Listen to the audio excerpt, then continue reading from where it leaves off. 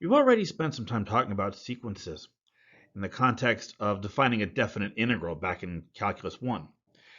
We're going to continue that conversation here, so if you need a refresher on the basic terminology, you can refer back to those lectures and videos with the links in the video's description on YouTube or in the introduction at the top of the page on the White Crane website. Now, in this chapter, we're going to be thinking exclusively about infinite sequences like the ones I've got here.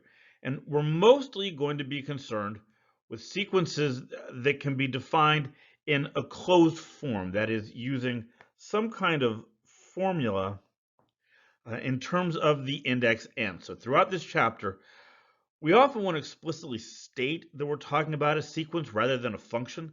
But whenever you see something defined in terms of n rather than x, like these things are defined here, you can assume that we're referring to a sequence and not a function.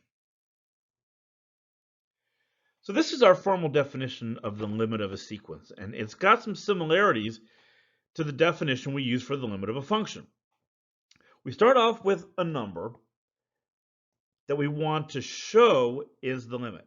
And to do that, for every epsilon greater than 0, there has to be an integer n such that such that every value of the sequence with an index greater than that is within epsilon of that value L. And if this limit exists, then we say that the limit converges. Otherwise, we say that it diverges. So visually, you can see what the definition is saying in this example.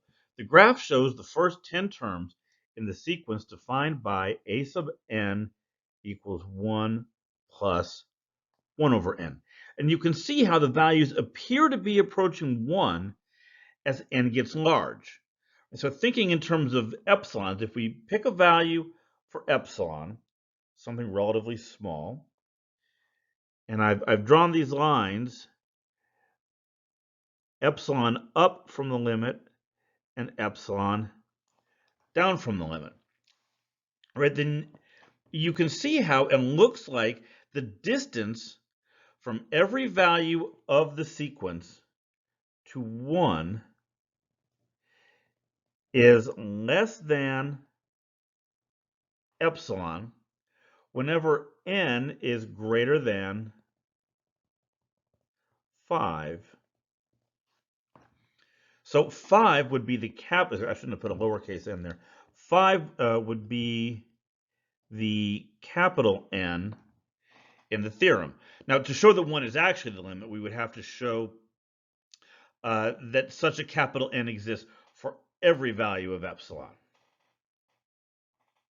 So now that we have a definition for the limit of a sequence and a geometric interpretation of it, in the next lecture, we're going to look at some specific examples of both convergent and divergent sequences.